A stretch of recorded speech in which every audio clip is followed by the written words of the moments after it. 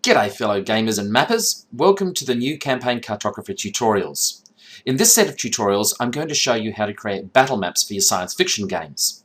All of these battle maps have been created using the battle map templates and textures that are available from the Pro Fantasy website, which are available in their mapping annual. All of the textures and templates that we've created have been developed specifically for a science fiction game that we're publishing called High Space. It's for the Savage Worlds rule system. Great game system developed by Patrick Taylor, a brilliant writer, so I suggest you go over and take a peek at that. But more importantly, all of these battle map tiles and these templates are something that you can use pretty much for any sci-fi game you have. So that could be for Traveller, it could be for Slipstream, whatever. Any sci-fi game system. Likewise, if you want to have pretty weird dungeons with very odd textures, you might want to grab this set as well. So let's get straight into it. Now, in the previous video, I actually very quickly prepared a template, a starship template. We're going to continue building on from that. So here's the map from the previous tutorial where we planned our ship. And what we're going to focus on for this tutorial is just this grid here. And the reason for that is this particular piece will give us a lot of room to really demonstrate all the different functions and features. You'll also notice that I've mapped in some bulkhead walls in here as well. So let's get straight to mapping this particular battle tile here. I'm going to go up and I'm going to click on File, and then I'm going to go New. It's asking me if I'd like to save the changes. I'm just going to go No. And then I'm going to select, in this case, Cosmographer. Now, Pro Fantasy is making these mapping tools available both for a dungeon designer or a generic sort of designer environment, so you don't need to have Cosmographer. And they're also making them available for a Cosmographer template set. They're slightly different templates, but they effectively do the same thing. So no matter what add-ins you have got for Campaign Cartographer, this type of stuff will work. But for the moment, we'll just go for the Cosmographer. And we're going to select Pick a Predefined Template. Next. And here you can see the two different sets. You've got the annual sci-fi tiles, Cosmo 3, and you've also got the annual sci-fi tiles, Dungeons & Designer 3. So depending on which add-ons you have, you can use either of these. I'm going to use this one. So I'm just going to click on it. Now we have got our basic environment for mapping. You can see that by default it gives a map, a starfield background.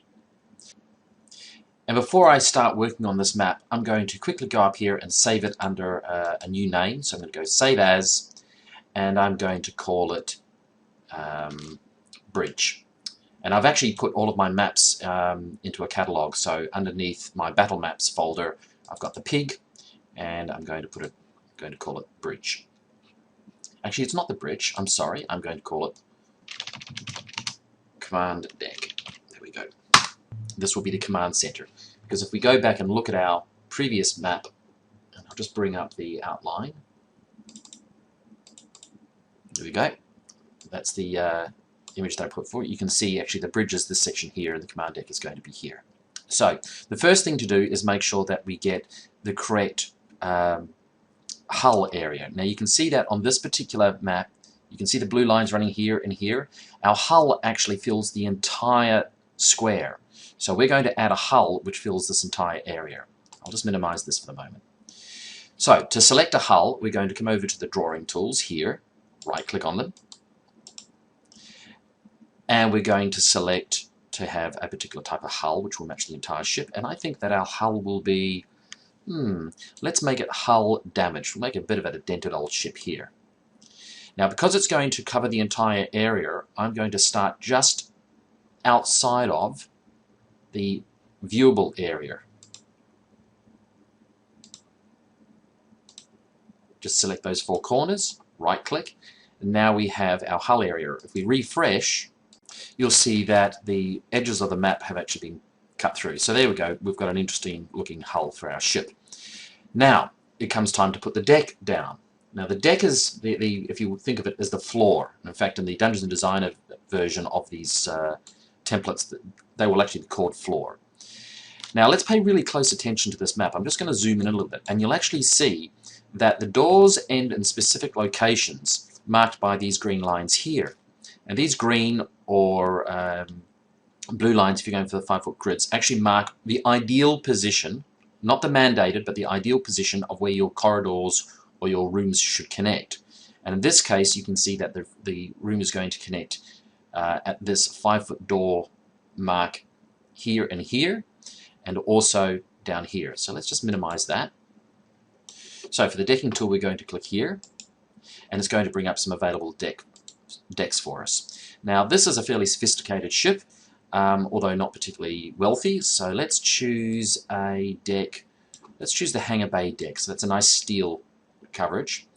What I'm also going to do, though, before drawing the deck, is I'm going to turn on the guides for connectors. Now there's a whole bunch of them. There's 10-foot connectors, that's the standard 10-foot connector area, 15-foot, 20-foot, 25-foot, 30-foot, 5-foot, and so forth. If we turn these on, you'll actually see that these connection areas, which we're talking about here, match with the grid lines that we've got in here. So you can see that there's actually going to be, if we're going to have our corridors connecting through here, it's going to connect on this upper part of this 10-foot doorway, and over here on this upper part on the 10-foot doorway there, and down here it's going to be on this lower section down here.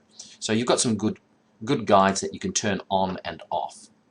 So we'll click on our lay down a floor or lay down a decking. We're going to choose, come back down here and choose our ramp. Where is it? You can see we've got hangar bay 2. We're going to start by, again, just reconfirming where that's going to connect. Okay, so it's halfway through the 5-foot mark there, halfway through, 1.5 ways through the 5-foot mark there. So let's just start putting this in place. Starting on the outside, away from the edge, we're coming in, across. Now, in our map, we actually had 1.5, 5 of those grids, so we're not going to do it all the way through.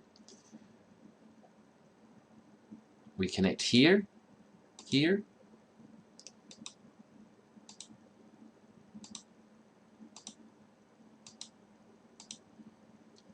you can see it doesn't take a lot of work to get all of these connected up.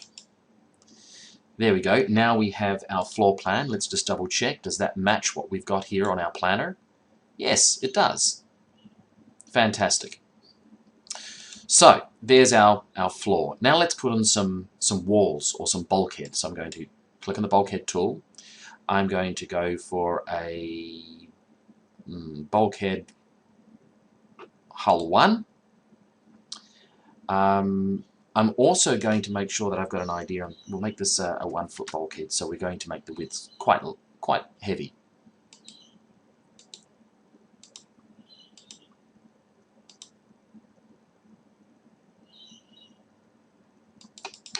There we go. So I'm just tracing the edges of the room.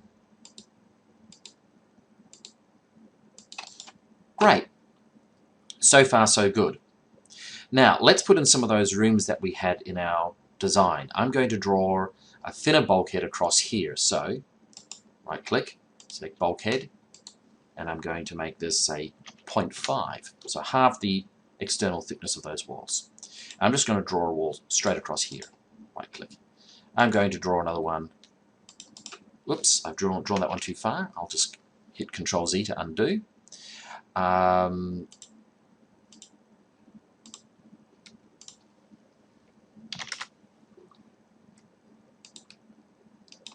Fantastic. Now let's draw the connections through here. And a connection through here.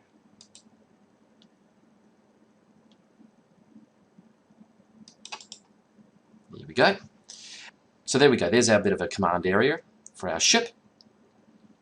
Now so far it's looking pretty boring, so I'm going to do this. Here's where the magic comes in. I'm going to click on the styles and sheets. I'm going to activate the sheets for this. And when I click on OK, you'll notice that suddenly everything starts to get lovely bevels and glows. Let's turn off that grid guide now. Great. Now starting to see something that looks really good. Now there's actually a little bit of a problem here. These are flowing over the edge, and that's because if I click on the sheets, I can see that the bulkheads which have been added to our template In your versions, those probably will already be pre-added. We just need to move that up. And we're going to move that up just, whoops, it needs to be above the deck, but below everything else. And if we click on that now, you can see that those will now be trimmed correctly. So far so good. Let's whack some doors in it. Now I'm going to click on the doors symbols here. These door symbols are actually part of Cosmographer, so if you're doing this with the Dungeon Designer set, you'll have a different set of doors. Incidentally, if you are into science fiction gaming, really strongly suggest that you grab the Cosmographer. So I'm going to put a door in here, and I'm going to put a door in here, I'm going to put a door in here, and I'm actually going to put a hatch or something different in here. There we go. So we'll make like that. Yep, there we go. So now we've got our floor plan. I'm going to click and again activate those sheets to see what it starts to look like. It's starting to look good, isn't it?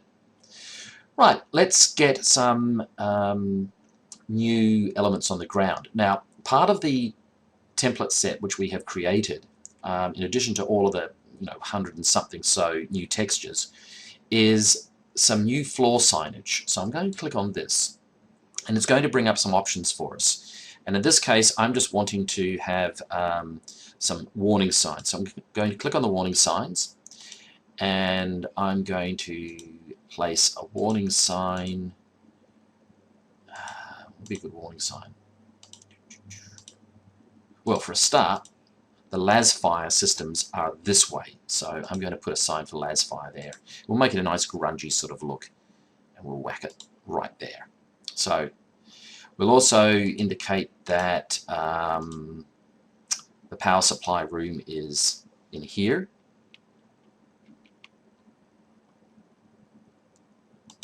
So there we go. If you're going to go in there, that's going to be a power conduit of some sort. So you can see putting down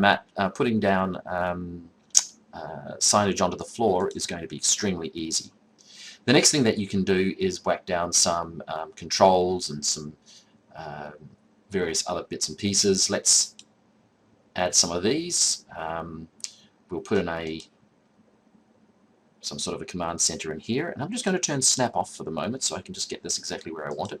One there, and we'll give them a chair, and we'll spin that around. Now you can spin symbols around just by pushing the arrow keys on your keyboard, and we'll spin them around in respective 90-degree increments. I'm going to whack in here a larger computing system, and we'll make this the AI station. There we go. And maybe in this room here, we'll make this actually the commanding officer's personal bedroom. This is where he can crash out, so he's not too far away from the main bridge.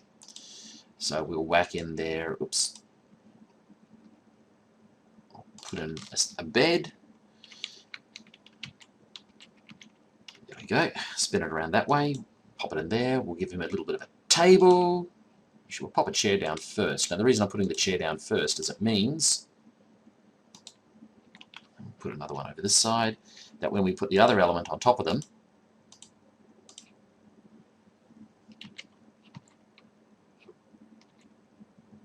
it will sit correctly. He's also going to need some sort of a case to store his goodies. There we go, there's a nice bookshelf, and so forth. In the power supply room, in the conduit room, I'm going to add, what's a good little thing? Some sort of weird looking contraption gizmo. Now this is too big to fit in there.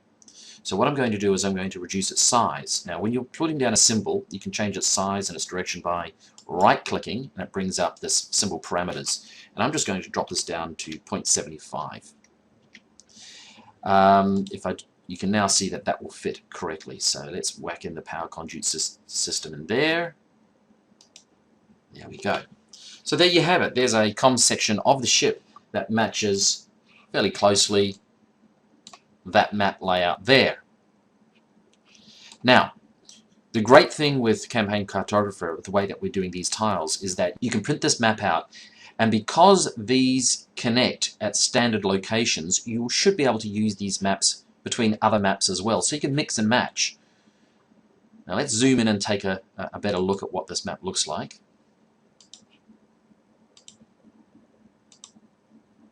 You can actually see the level of detail is really, really good. Beautiful texture on the floor, interesting texture for the hull. You've got these floor markers down here.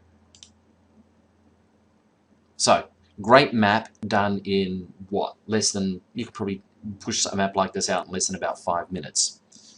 So, there's the first one. Now, in the next tutorial, I'm going to delve into this in a little bit more detail and show you some additional functions and features. And then a little bit later on, I'll show you how to print these out. Thanks and happy mapping!